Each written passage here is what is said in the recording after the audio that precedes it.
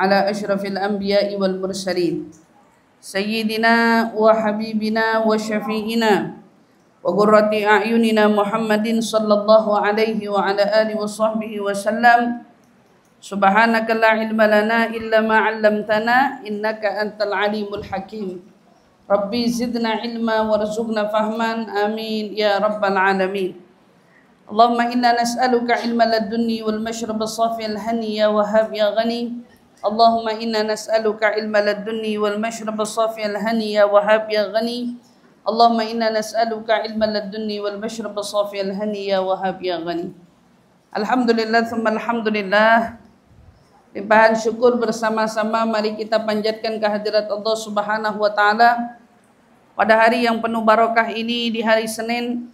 Allah kumpulkan kita bersama-sama di dalam salah satu tempat yang menjadi tempat kebanggaan Allah dan Rasulnya, tempat yang paling dicintai oleh Allah dan Rasulnya, tempat di mana kita dikenalkan tentang ilmu, tentang ajaran, tentang sunnah Nabi kita Muhammad sallallahu alaihi wasallam. Tempat di mana yang dikatakan tidak pernah berhentinya turun rahmat, karena setiap orang yang duduk di tempat di mana mereka belajar, maka tempat tersebut sampai hari kiamat akan menjadi saksinya di hadapan Allah Subhanahu wa taala, yang mana dulu mereka pernah tinggal di dunia, pernah tinggal di sini untuk menimba ilmu ajaran Nabi Muhammad sallallahu alaihi wasallam. Insyaallah mudah-mudahan semua, khususnya para santri Pondok Pesantren Ribatul Ulum Syar'iyyah pimpinan Al-Habib Abdullah bin Syihab dan juga Al-Ustadzah Fatimah Al-Aisyah Al-Idrus dan Ustadzah Fatimah bin Sahil, mudah-mudahan insyaallah Allah Subhanahu wa taala jadikan seluruh yang belajar mendapatkan ilmu yang bermanfaat, ilmu yang berguna, yang insyaallah menjadi kebanggaan Allah dan Rasulnya ila yaumil qiyamah. Ilmu yang menjadi penerang alam kubur kita, penuntun jalan hidup kita, dan ilmu yang mengantarkan kita kepada syafaat Nabi besar kita Muhammad sallallahu alaihi wa ala alihi wasallam. Insyaallah amin amin ya rabbal alamin. Alhamdulillah tsumma alhamdulillah. Tak lupa kita doakan segenap para guru-guru yang mengajar, semoga Allah memanjangkan umur mereka semua, meninggikan derajatnya, dan menjadikan ilmu yang diajarkan menjadi ilmu yang bermanfaat fid dini wad dunya wal akhirah. Insyaallah amin amin ya rabbal alamin. Alhamdulillah. Dalam sebuah riwayat Nabi sallallahu alaihi wasallam bersabda, "Talabul ilmi minal mahdi ilal lahdi." Tuntutlah ilmu dari kau dibuai sampai kau masuk ke dalam liang lahat. Dari kita awal mula membuka mata di dunia ini, kita dianjurkan untuk menimba ilmu. Sampai kita kembali menutup mata di dunia ini, barulah habis batas waktu dalam menuntut ilmu. Artinya, selama matamu terbuka, nafasmu masih mampu kau hembuskan, dan kau masih bertemu dengan matahari dunia, maka ketahuilah bahwa sesungguhnya kewajibanmu untuk menimba ilmu masih ada. Usia tidak menjadi patokannya. Baik kita masih kecil, atau sudah dewasa, atau sudah tua, semua tidak menjadi acuannya. Justru acuannya adalah selagi kau hidup, maka selama itu pula kewajibanmu dalam menuntut ilmu wajib kau lakukan di situ. Selama kita masih bernafas, maka selama itu pula kewajiban kita di dalam menuntut ilmu wajib untuk kita laksanakan. Alhamdulillah, alhamdulillah. Kalau dilihat awal mula tiba di sini, Ustadzah Aisyah sudah menyampaikan, Ustadzah Fatimah sudah bilang, Ustadzah singgah di pesantren kita tapi katanya di tengah hutan. Mampir ke pesantren kita katanya di tengah hutan. Benar-benar di tengah hutan memang. Alhamdulillah. Tapi justru di situ ada satu kesadaran yang Allah bukakan mata kita, bahwa ternyata risalah Nabi Muhammad sallallahu alaihi wasallam itu memang tidak akan pernah berhenti ila yaumil qiyamah. Dimanapun tempat, seasing apapun tempat itu, maka pasti kalau Nabi katakan di pintu-pintu rumah kita esok akan masuk cahayaku, inilah yang dimaksud oleh Nabi kita Muhammad SAW.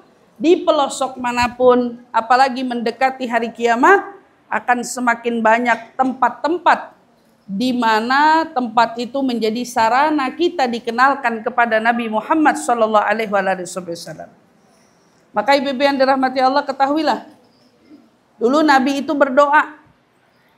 Ada 3 doa Nabi yang sudah terlihat nyata, 2 diijabah, tinggal 1 yang menuju proses ijabah. Kenapa memangnya? Kurang kedengaran memangnya.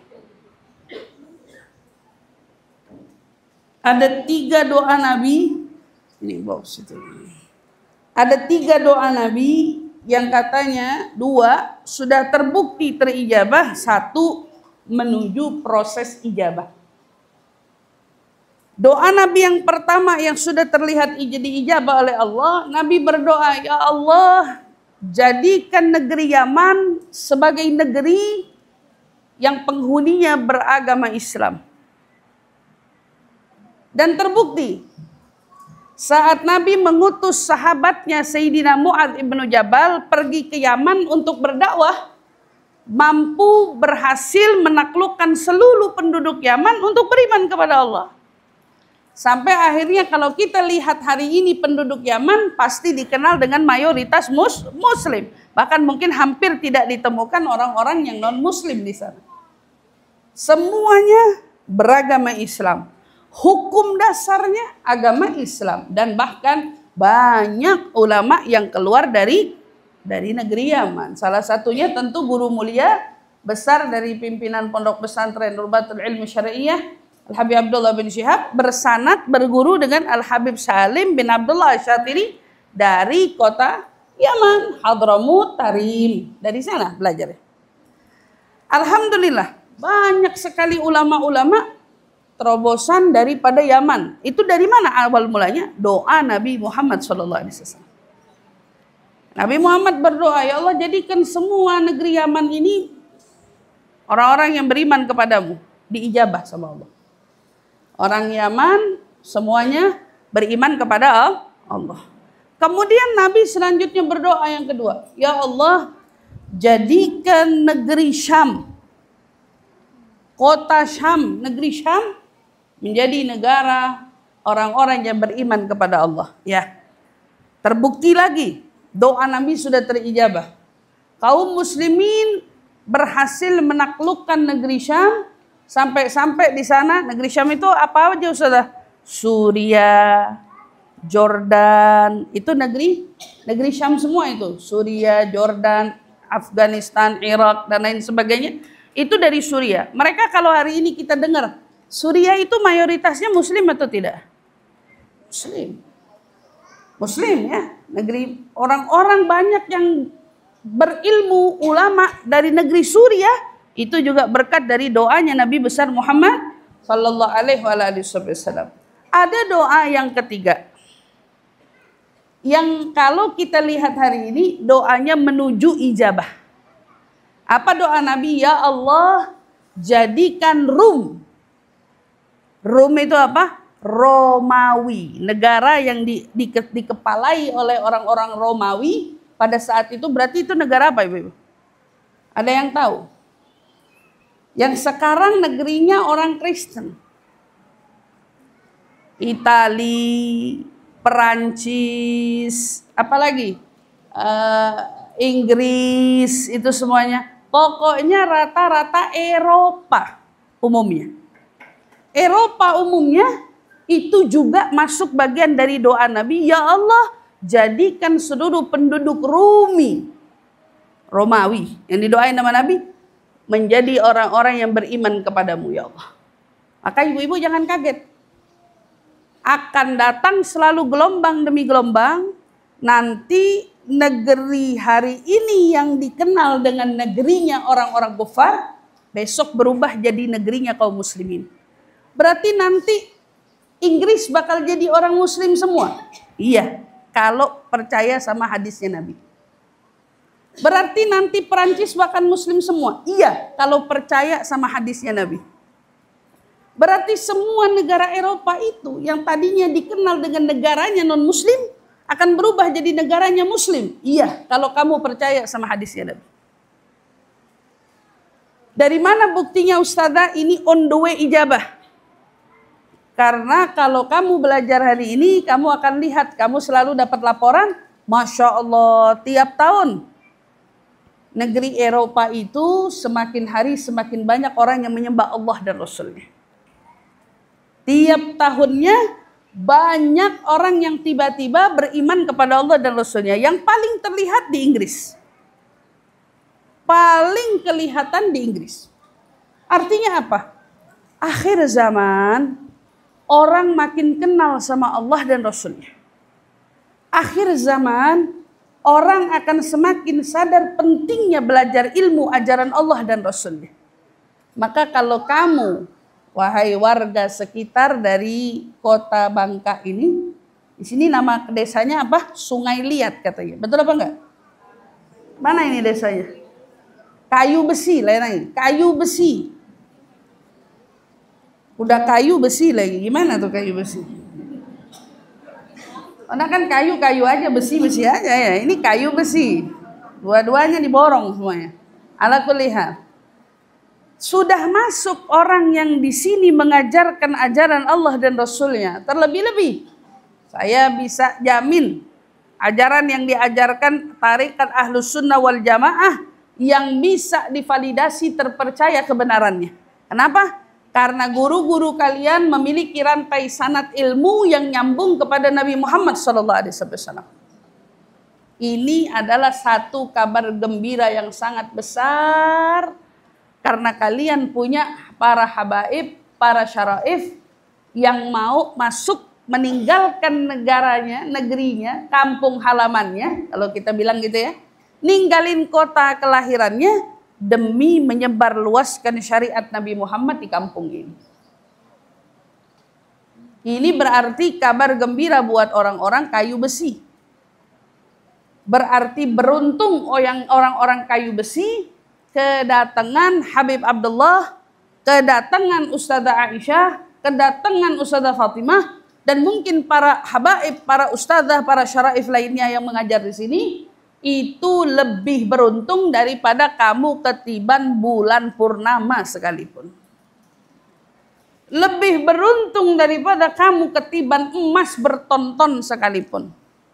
Lebih beruntung daripada kamu kedapatan panen yang paling untung. Lebih beruntung. Gara-gara apa?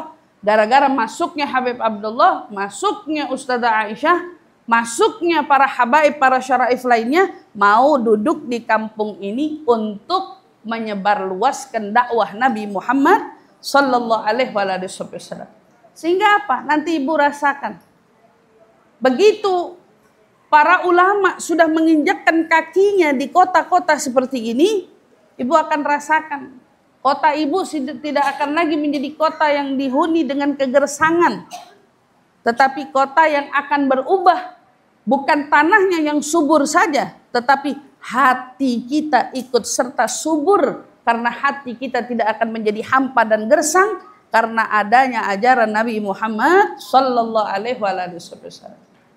Maka ibu-ibu yang dirahmati Allah, kalau lihat ya adik-adik, para santri, kalau kamu lihat hari ini orang sukses di dunia, ketahuilah kesuksesan yang kamu lihat boleh jadi tidak menjamin hati mereka bahagia. Tetapi orang yang berilmu dan berhasil menimba ilmu di saat-saat mudanya, lalu kemudian menua bersama dengan ilmu, maka ketahuilah mereka orang yang pasti bahagia hidupnya. Pasti bahagia hidupnya. Maka kepada para santri yang sedang menimba ilmu, kobarkan semangatmu di dalam menuntut ilmu, melebihi semangatmu di dalam bermain di saat-saat mudamu ini. Adapun ibu-ibu yang hari ini alhamdulillah kecipratan berkah juga bisa ada di dalam majelis, bisa ada di dalam hadir di tempat-tempat kebaikan.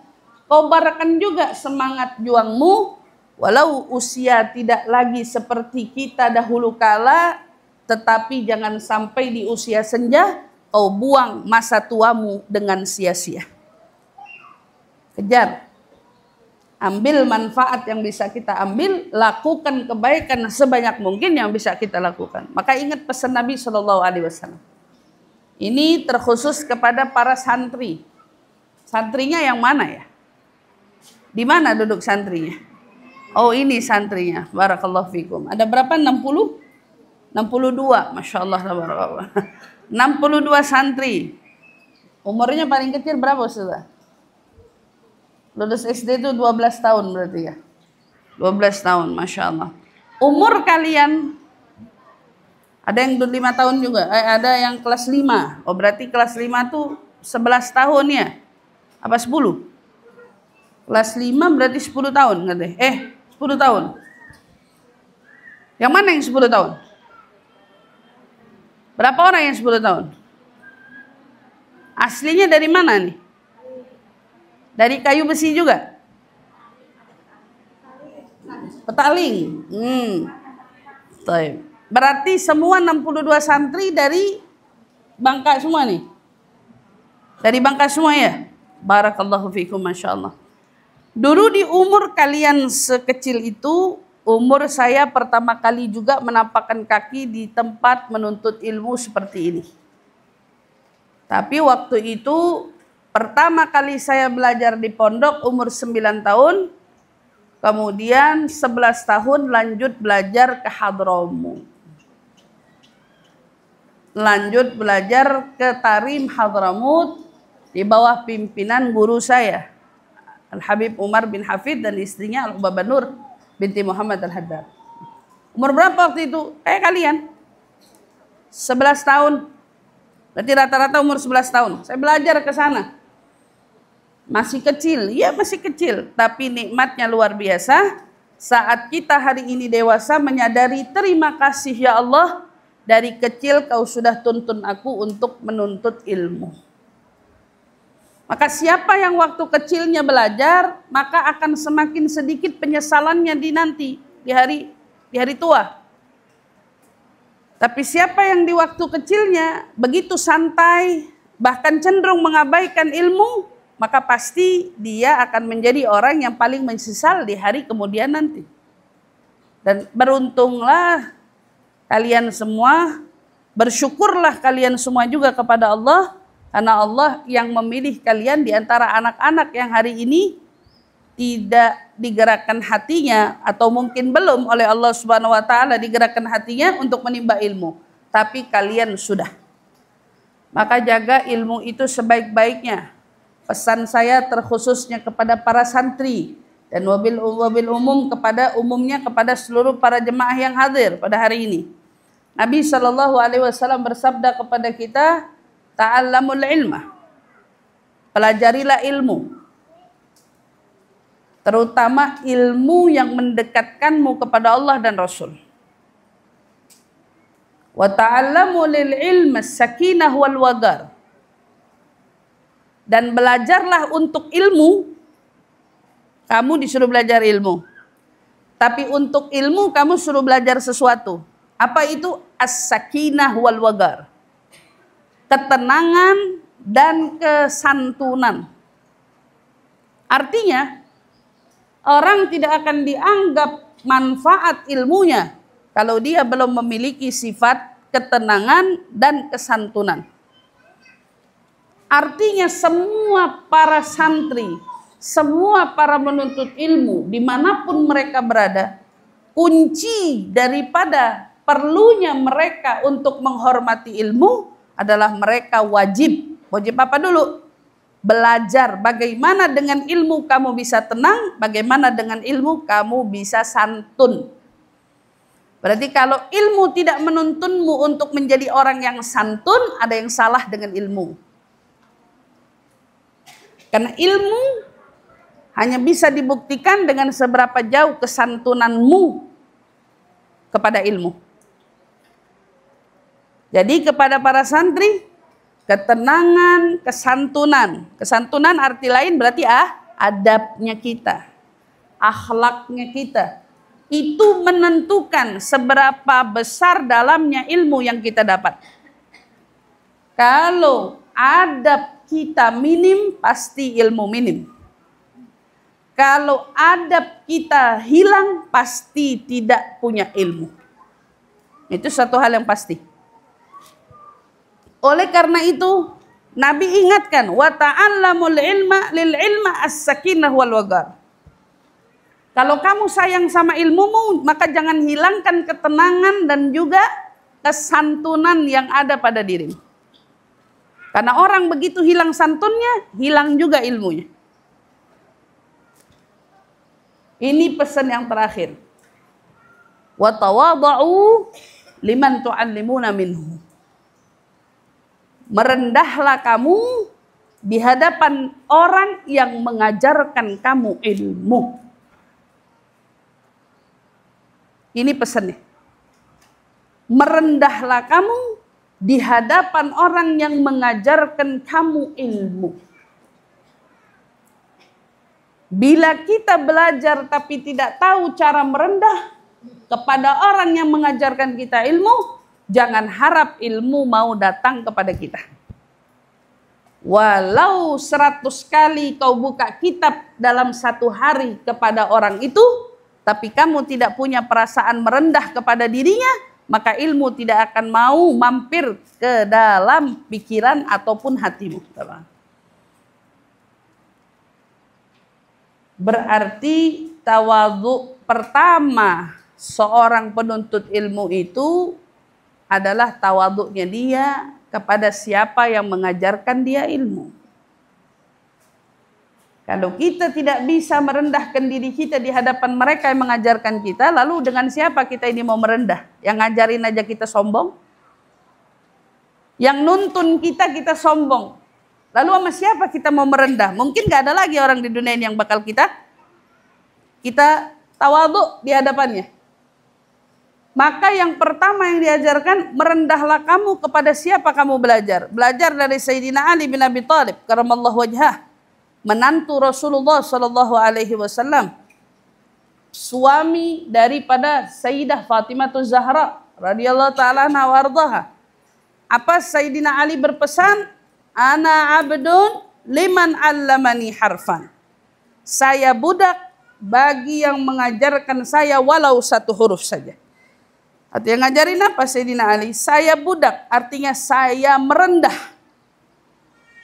Saya rela bertingkah layaknya budak bahkan. Di hadapan orang yang mengajariku walau satu huruf saja. Pak, kenapa Sayyidina Ali sampai menegaskan kata-kata itu sedemikian rupa? Karena Sayyidina Ali mau menekankan kepada kita belajar tanpa merendahkan diri ini, hati ini, wabil khusus di hadapan yang mengajar, gak akan ada artinya.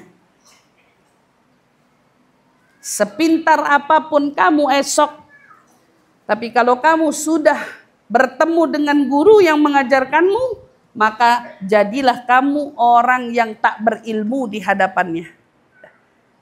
Kelihatan orang gak ngerti aja di depan guru. Dan ini sikap, itulah kenapa coba kalau diperhatikan ibu-ibu tadi lihat ya, anak-anak santri Masya Allah mau jalan aja pada pakai lutut. Ini di sekolah dasar diajarin gak? Di sekolah negeri diajarin gak? Di sekolah-sekolah luar lain diajarin gak cara jalan begitu? Enggak boleh. Di luar malah diajarinnya kalau guru tidak sopan sama kamu,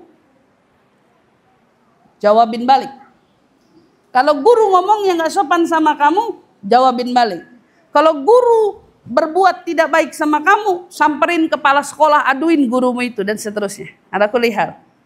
Ya, tapi kalau guru yang ngajarin kamu dekat sama Allah, ngajarin kamu dekat sama Rasulullah, ngajarin kamu makin takut sama Allah, ngajarin kamu makin takut sama Rasul, ngajarin kamu bagaimana sholat yang benar, bagaimana puasa yang benar, mengajarkan kamu bagaimana menjalani hidup yang benar, maka dengan mereka tawadhu'lah kamu.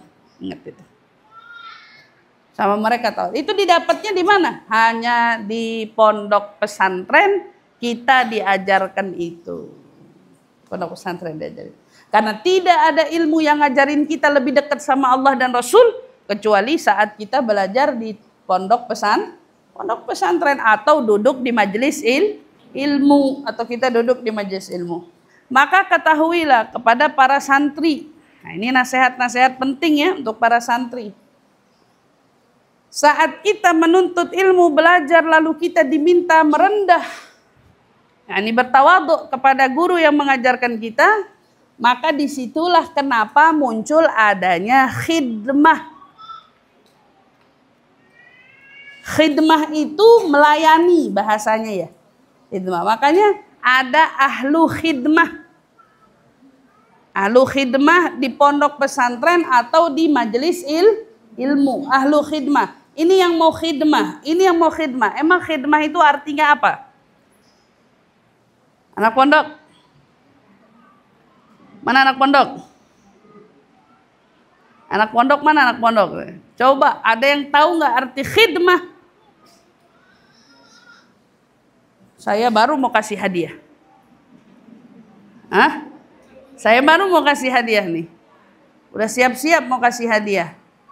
Apa arti khidmah? Apa arti khidmah? Siapa yang mau jawab? Ibu-ibu yang ngangkat tangan. Kalau begitu saya lemparkan, kalau anak santri nggak mau jawab, kepada audiens yang lainnya. Siapa yang mau jawab khidmah? Hah? Dia sudah jadi ahlul khidmah, dia tahu arti khidmah. Sudah paham dia. Yang pakai cadar di belakang. Tadi gumi. Apa itu khidmah? Mengabdi? Apa? Nggak ada orang mikir mana ya tadi ya? Yang wireless.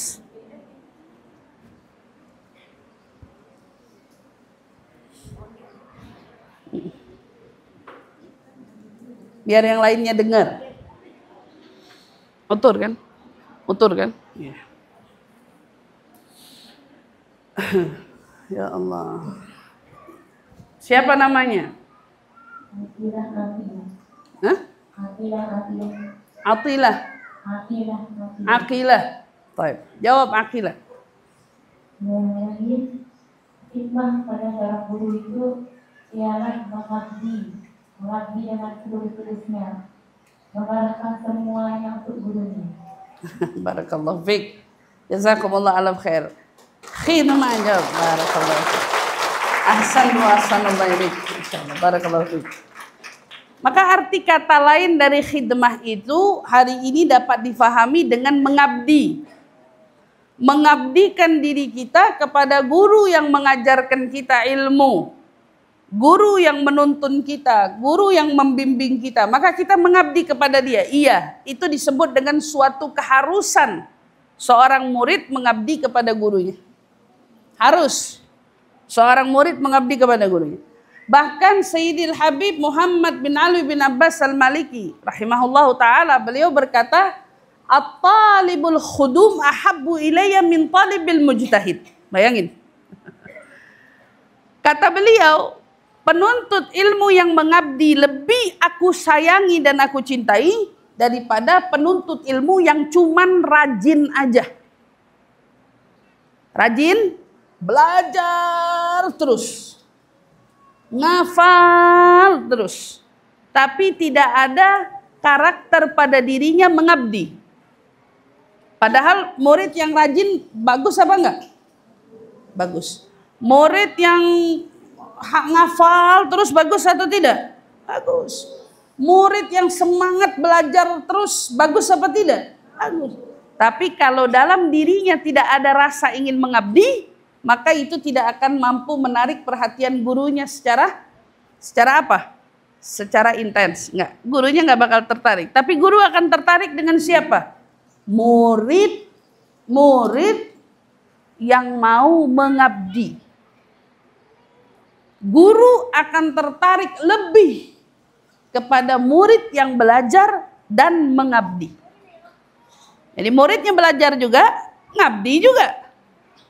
Artinya apa? Murid yang saat menuntut ilmu lalu diiringi dengan dia mau terus mengabdikan dirinya kepada gurunya, pasti murid ini murid yang sering didoakan sama gurunya. Maka saya mau cerita satu contoh pengalaman berharga. Di Jawa Timur ada seorang kiai ternama. Kalau saya tidak salah, Kiai Haji Taifur. Apa Taifur namanya saya lupa. Pokoknya beliau ini murid dari Sayyid Muhammad bin Ali bin Abbas Al-Maliki ini. Beliau kiai besar. Kalau saya salah namanya mungkin nama lain, wallahu alam. Beliau kiai besar, pondok pesantrennya besar. Di mana? Di Jawa Timur. Dulu, gurunya itu kalau mau nanya apa-apa, hasil istikharah, hasil apa, ada dua muridnya yang pasti ditanya. Udah istikharahin buat saya belum? Padahal dia gurunya. Tapi gurunya ini selalu nyuruh muridnya istikharah. Kenapa? Karena muridnya tawadu banget. Sampai bikin gurunya sayang betul sama muridnya ini. Dari mana tuh? Gurunya bisa melihat ketulusan pengabdian murid itu bukan dari pura-pura, pasti dari kesungguhan hati. Ada orang mau ngabdi pura-pura, pasti ketahuan. Ada orang mau ngabdi tulus dari hati, pasti sampai ke hati. Maka ada suatu masa Sayyidil Habib Muhammad bin Ali bin Abbas Al-Maliki, beliau pernah lagi safar, lagi perjalanan jauh. Ini murid-muridnya sering dibawa sama dia, sering ikut. Satu ketika tiba-tiba di jalan beliau ingin ke kamar mandi. Beliau tiba-tiba pengen buang hajat.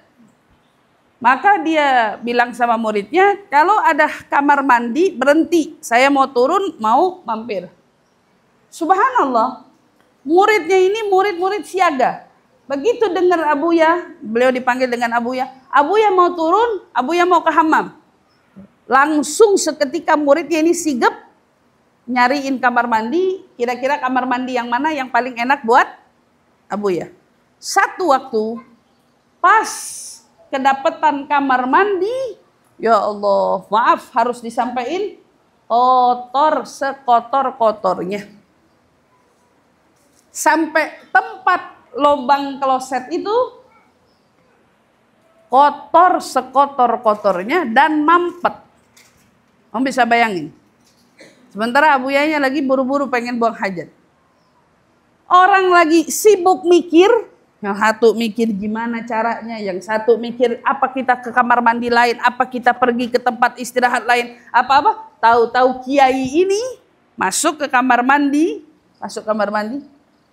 dia bungkus tangannya dengan plastik, dia bersihin kloset dengan tangannya.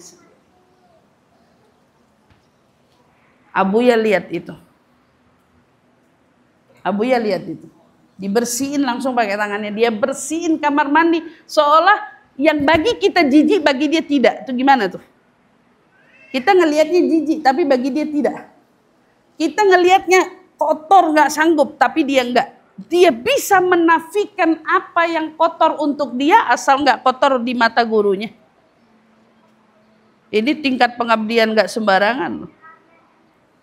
Dia bersihin kamar mandi, dia bersihin airnya, dia bersihin semuanya. Kamar mandi sudah rapi, Abuya dipersilakan masuk. Tafadhal Abuya, masuk. Kamu bisa kebayang nggak guru begitu ngelihat muridnya kayak gitu?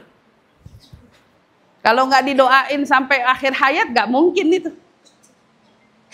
Maka saat itu katanya Abuya bilang, iya, saya nggak berhenti ngebayangin dia terus. Ngebayangin momennya dia itu rela mau kotor untuk saya, rela mau kotor untuk ngebersihin keperluan saya. Ya Allah, tuh guru tuh nggak pernah ngelupain kebaikan muridnya walau apa. Mungkin muridnya lupa, tapi guru nggak akan pernah lupa. Itu kan kehebatan guru ya.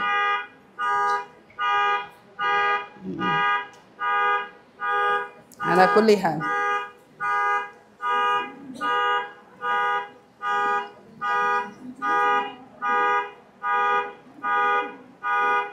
tersenggol kali sama anak-anak.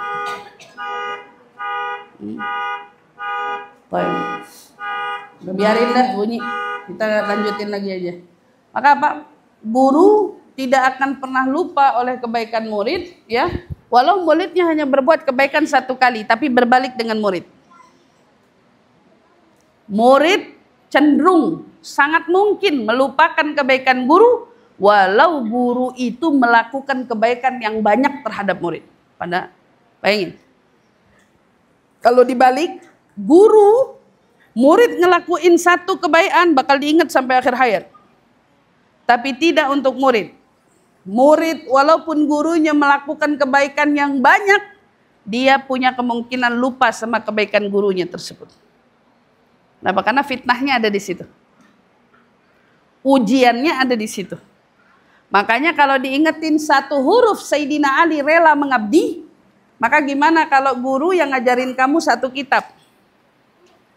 Gimana guru yang nuntun kamu bukan hanya satu kitab tapi berkitab-kitab? Kayaknya ngabdinya kita nggak akan cukup walau seumur hidup yang kita punya untuk mereka. Jagain guru-guru kalian yang ada, berakhlaklah, bersopan santunlah dengan mereka dengan sebaik-baiknya. Wabil khusus merendahlah kamu di hadapan mereka, karena dengan itu semua kamu akan bisa tergolong menjadi orang yang sungguh-sungguh dalam meraih ilmu Nabi besar Muhammad SAW. Maka kita nggak lupa doain guru-guru kita semua yang telah menuntun kita, membimbing kita, mengajarkan kita, yang selalu mengingatkan kepada kita nasihat demi nasihatnya, agar kita semua tidak menjadi orang-orang yang buta arah, buta ilmu, bahkan lagi buta cahaya. Tapi guru-guru kita menuntun kita, membimbing kita sehingga kita tahu arah, kita menjadi tahu ilmu, kita juga menjadi orang yang membuka mata menuju kilaunya, terangnya cahaya ajaran Nabi besar Muhammad sallallahu alaihi wasallam. Maka dijaga. Nah, ini pesan buat siapa? Buat santri khususnya atau ibu-ibu yang kalau datang kajian. Tiap kali belajar, ketahuilah ilmu itu selalu pengen datengin kita. Kamu datang belajar di kelas, ilmu tuh pengen datang ke kamu. Ilmu tuh pengen masuk ke hati kamu. Tapi kapan ilmu itu pintunya kebuka? Kalau kamu betul-betul membuka kerendahan hatimu di hadapan gurumu. Jadi pintunya ilmu masuk ke hati itu gimana? Kalau kamu merendah, maka pintunya terbuka. Kalau kamu mengangkat, menyombong, merasa tinggi, ilmunya ketutup. Pintunya ketutup, ilmunya gak bakal masuk. Sampai dikasih satu kisah, satu cerita, seorang santri belajar menuntut ilmu, lalu tiba-tiba di tengah-tengah dia belajar, ada satu sikap guru yang membuat hatinya menjadi kesal. Nah, ini mungkin terjadi di antara kita. Kadang-kadang mungkin ustazah, guru, atau siapa yang lagi ceramah, wah ceramahnya nyindir. Ceramahnya lama misalnya. Ceramahnya apa? Itu jangan harap ilmunya bakal masuk. Karena saat kita ngerasa ini nyindir saya ini. Tapi merasa tersindirnya bukan dengan kesadaran. Tapi merasa tersindirnya dengan apa? Merasa ketidakterimaan. Ngomongnya nyindir, gak asik, gak enak. Ya. Apa yang terjadi? Allah tutup pintu hatimu. Ilmunya gak bakal masuk. Ilmunya gak bakal masuk. Santri gitu juga. Begitu belajar, kesel aja sama guru yang ngajarin. Kenapa sih harus belajar ini? Kenapa sih harus ini? Karena ada aja perasaan kayak gitu. Pintunya rapat. Ilmunya kemana? Ilmunya ada. Begitu kamu keluar kelas, mau balik istirahat, ilmunya dadah sama kamu. Masalah. Sampai ketemu lagi besok. Syukur-syukur kalau diajarin lagi. Kalau nggak diajarin lagi, selamat tinggal selama-lamanya. Maka jangan sia-siain kesempatanmu dalam belajar menuntut ilmu.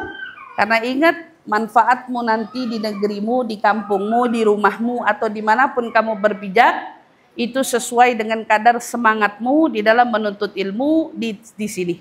Insya Allah mudah-mudahan kita doakan Habib Abdullah, Ustazah Aisyah, Ustazah Fatma, dan para guru-guru lainnya yang mungkin tidak bisa saya sebutkan satu persatu namanya, dan segenap keluarga besar dari para guru-guru yang mengajar. Insya Allah mudah-mudahan ya Rabb, Allah panjangkan umurnya, Allah sehatkan badannya, Allah berkahi kehidupannya, dan mudah-mudahan setiap ilmu yang diajarkan menjadi ilmu yang bermanfaat fid dini wad dunya wal akhirah. Insyaallah amin amin ya rabbal alamin. Dan tentunya para santri yang mendapatkan ilmu, ya Allah semoga Allah berikan pemahaman yang luas, hati yang terbuka, hati yang lapang, mudah mendapatkan ilmu yang manfaat. Insyaallah menjadi calon-calon para pengamal ilmu syariat Nabi besar Muhammad sallallahu alaihi wasallam. Insyaallah amin amin ya rabbal alamin. Ala hadhihi niyyah wa kullu niyatin salihah jami'ah syamilah wa ila hadratin Nabi Sayyidina Muhammad sallallahu alaihi wasallam.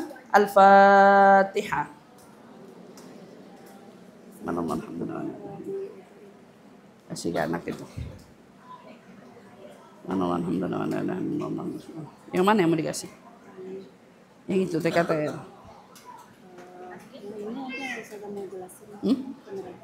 Iya. Udah, siapa yang mau beli di pon? Siapa tadi? Akilah Tagaddami. Akilah maju buat dikasih hadiah. Insyaallah Akilah dapat hadiah buku saya. Judulnya Tiap Kata Tiap Rasa. Mungkin yang hadir acara kemarin di mana itu namanya? Di mana itu namanya? Petaling. Di Petaling. Kemarin sudah sempat saya terangkan. Alhamdulillah bagi yang mungkin belum berkesempatan, hat min yadi. Sini. Jazakumullah khair. Barakallahu fiik. Semoga ilmunya manfaat dunia akhirat insyaallah. Bagi yang belum punya mungkin boleh apa namanya? Boleh lihat di depan, mungkin ada yang jual, insyaallah sama-sama bermanfaat. Pada santri yang lain yang belum kesempatan, insyaallah di lain kesempatan Allah berikan lagi waktu luang untuk kita bisa sama-sama ketemu lagi, berjumpa lagi insyaallah amin ya rabbal alamin. Insyaallah pertemuan ini ya Allah semoga mendatangkan banyak kebaikan, kemanfaatan, terutama untuk saya pribadi dan juga tentunya untuk semuanya yang hadir. Karena ini di pondok pesantren, maka saya beri ruang, izin kepada santri yang mau bertanya sesuatu kepada saya. Silahkan, mungkin 3 anak aja yang nanya. 3 anak. Ya, taruh. 3 anak aja yang mau nanya sesuatu, tafadhol. Karena biasanya anak pondok senang nanya.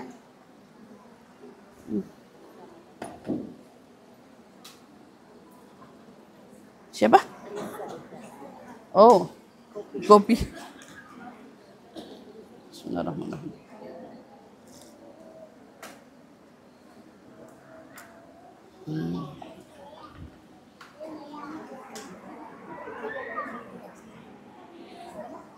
Udah, pahit.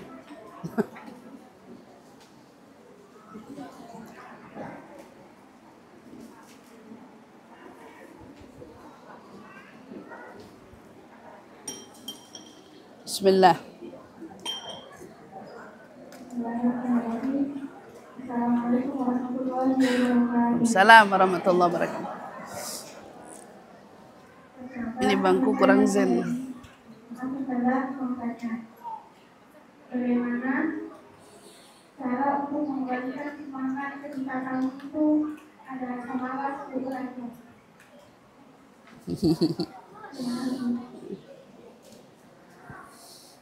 Bagaimana cara mengendalikan, menghadapi rasa malas saat rasa malas datang menyapa kepada para santri yang sedang belajar. Baik.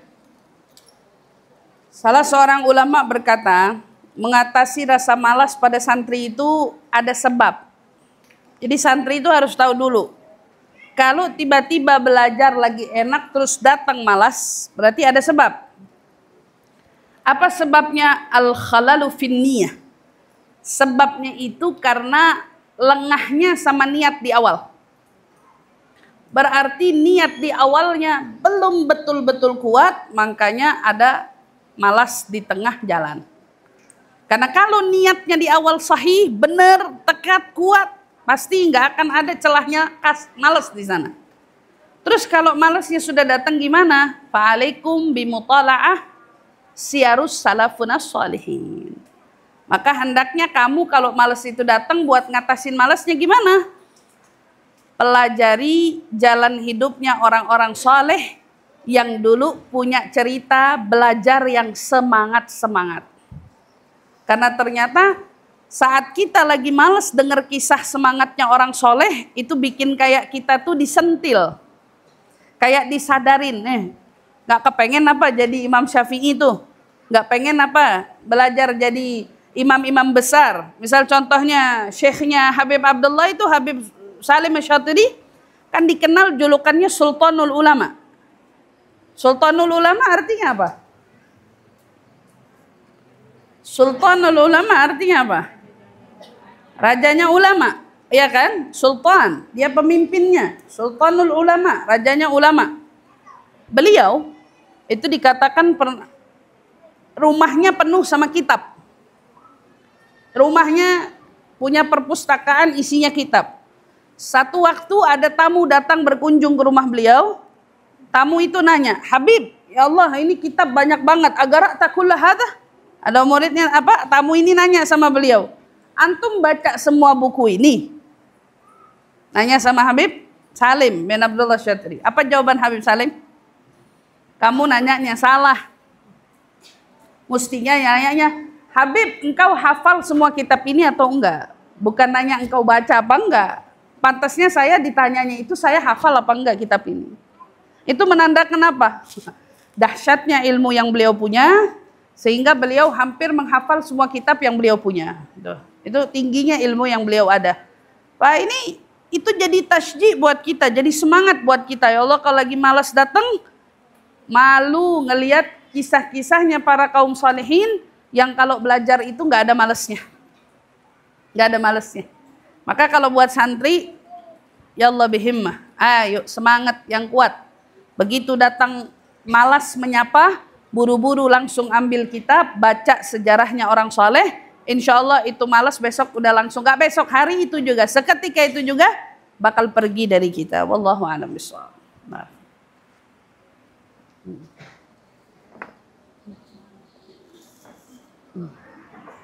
Siapa tuh yang nanya tadi?